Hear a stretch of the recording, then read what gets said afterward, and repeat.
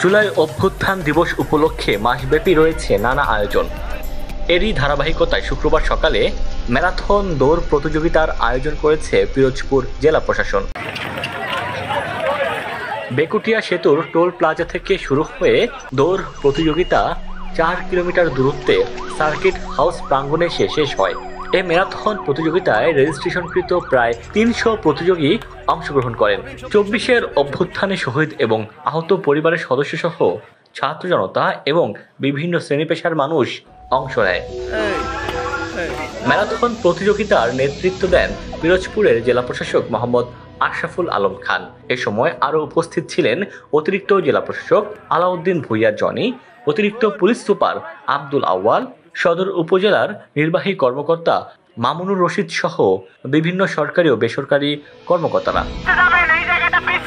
জুলাই যোদ্ধাদের স্মরণে এই ম্যারাথন দৌড় প্রতিযোগিতায় অংশগ্রহণ করতে পেরে উচ্ছ্বাস প্রকাশ করেন অংশগ্রহণকারীরা।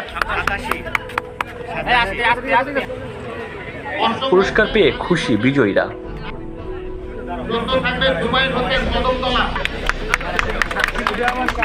ডেস্ক রিপোর্ট, দৈনিক ডেস্টিনি।